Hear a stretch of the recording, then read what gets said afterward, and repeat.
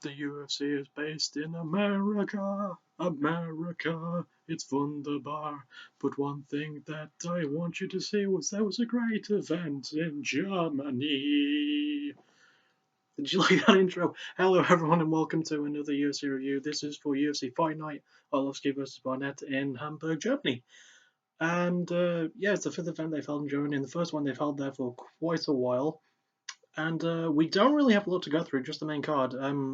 If you're wondering why I'm reviewing it today, whereas normally I would be watching it today and reviewing it tomorrow, it's because it was on in Germany, which is just an hour ahead of my time. So it was on from 8 p.m. till 10:30. So yeah, I was able to watch the entire thing. Well, not the entire thing, just the main card, and that's what we're going to focus on. So let's do that. So we start off with a returning German fighter named Nick Hein, who, pardon me, came back against a very well-touted Korean fighter named Tai Hyung Bang. Sorry if I'm bumming a lot. I've got these sour bubblegum sweets on the side. They're extremely sour, by the way. I should have listened to my parents' advice when we were getting out of the shop. Anyway, I like sour stuff. Anyway, Nick Hein won by a very unanimous decision. I mean, the striking was fairly even, but he was getting the better of it. It's definitely in the clinch and the wrestling, which is his bread and butter. That's where he was getting more of his offense off. It was a really smart choice for him to fight that way, especially considering it's been a while since he's been in the octagon, because just like out with injuries and stuff, injuries can be really annoying. So it was nice to see him returning. I like Nick Hein a lot. I think he's a very understated guy, and I'd like to see more of him soon. So yeah, it was a good performance from him. Next up was something not a lot of people were expecting to happen, as Ryan Darth Bader, or Ryan the Master Bader, whatever you want to call him, fought Ilia Latifi. And Latifi, very well known for having huge punching power, did rock Bader a couple of times, managed to get some good combos. But Bader, he held his own. And bizarrely, even though Bader's like an NCAA Division II National American wrestler, he's really good at wrestling, basically. He didn't really go for as many takedowns. Instead, he used his wrestling to defend takedowns against Latifi, who managed to land like one, I believe. But then, as the second round was kind of winding down, I believe there was, I don't know, how long was there left? It was about like 2 minutes in, or 2 minutes left. The timing always confuses me. Anyway, yeah, Latifi went for a takedown, and Bader went for a kick, but it kind of turned into a knee, and it caught Latifi right in the jaw and knocked him clean out. Bader in performance of the night, I don't blame him. That was pretty damn impressive. Once again, like Nick Hein, I've already thought Bader's an understated guy, and he's been in the UFC for quite a while now. I mean, he debuted in he won season 8 or 9, that was like 8 years ago, so he's been around for a long time. And yeah, let's hope he puts together another decent win streak for himself, because he was doing really well until his last fight, which he lost. I don't remember who he was fighting against. But yeah, hopefully this win against Latifi will help him build up another streak. I'm looking forward to seeing him. Next up is the co-main event. Yes, it is that short, only 4 fights. Alexander Gustafsson against Jan Blachowicz, and Gustafsson won by unanimous decision. It was very strange to see him use more of his wrestling, considering with him being like 6'5", he's tall, he's got really long arms, he's got really good punching power and technicality. He was landing some, but Blachowicz was definitely getting the better of him, and obviously Blachowicz, stuck to his left kick, which is his best tool. He's got really good kicks and great boxing as well. He was doing a lot more striking in this fight, which I'd like to see.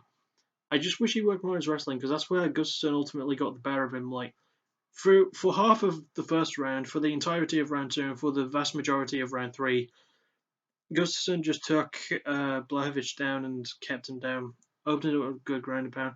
Didn't go for any submission attempts. Blachowicz did try a couple of armbars, but wasn't really able to pull anything off. But yeah, it was a good showing from Gustafsson. It shows why he's a top tier light heavyweight. And Blachowicz, I want to see more of him. I really do. I don't think he's been given enough chances. He's an understated guy, like I've been saying. So yeah, I'd like to see, I'd like to see Blachowicz fight soon again. I'd like to see Gustafsson fight soon again. It's always really fun to watch him. So yeah. And finally, we move to the fight of the night, and for damn good reason. It was an awesome fight. And the main event of the evening, Andrei Arlovski vs. Josh Barnett. Barnett won by rear naked choke in the in the final seconds of the third round. It was such a brilliant fight. Pretty much it went the same way Arlovski's fight with Travis Brown did like a couple of months ago. They were both landing really good strikes, and like one would get rocked, the other would get rocked, one would get rocked, the other would get rocked. There was some really good clinching as well, and that's where Barnett managed to find his place. Like his wrestling was definitely on point without doubt. Arlovski was kind of going for takedowns. He didn't really, pardon, he wasn't fully able to get anything off. So, but he kept trying. Bless him. It was definitely the stand up where he like did his best work though. And the first round was extremely even. The second round, I definitely give to Barnett because he managed to, he managed to take Arlovski down, and he managed to get the top man pretty easily and landed ground and pound. He was going to try and go for the on triangle choke because that's his best submission and probably his best move overall, but he wasn't really in the right position to get it, so he just stuck to the ground pound. He just thought, you know what, instead, this is something he said in the post fight interview with Dan Hardy, I believe it was. Yeah, it's Dan Hardy because it was in Germany they got Hardy and John Gooden. That is his surname, Gooden. I like that surname. But yeah, but Barnett himself said, he didn't want to give Arlovski the feeling of he successfully escaped a submission by the bell. He wanted him to go to his stall like tired wrestlers from being pounded on by punches and elbows and stuff. And then the third round, it was kind of the same as the first two. One would get rocked, the other would get rocked, one would get rocked, the other would get rocked. That's why it was fight of the night. Just basically. And what you saw there was an example of why I'll never be a fighter. Anyway, Barnett managed to get another takedown, managed to take the top mount, land some good ground and pound, and Arlovski. No, actually, Barnett did something very, very cool. He didn't go for the takedown. He had Arlovski in the clinch against the cage and sort of grabbed his arm and tried to go for a Kimura, but rolled back, got Arlovski underneath him, got into half guard, and used that arm to get into the mount. Then opened up the ground and pound. Arlovski gave up his back. Barnett sunk in the rear naked choke for about 2 seconds before Arlovski tapped. It was a really, really quick. It was a super quick tap. But I guess Arlovski just kind of knew he was doomed. He didn't want to risk any more injury than he already had at that point. It was a really good performance from Josh Barnett, so much so that he got performance of the night. And with the fight of the night bonus in the bag too, I mean, it was a really, really good showing, and it was a really, really good 4 fights. I don't want to say it was a completely good card because I didn't get to see every fight on the card. Yeah, so yeah, that will basically do it for this UFC review. It's it's a it's relatively a lot shorter than most of my other ones. I'll see you all on Friday, I guess, for my next Ultimate Fighter episode review. So take care and peace.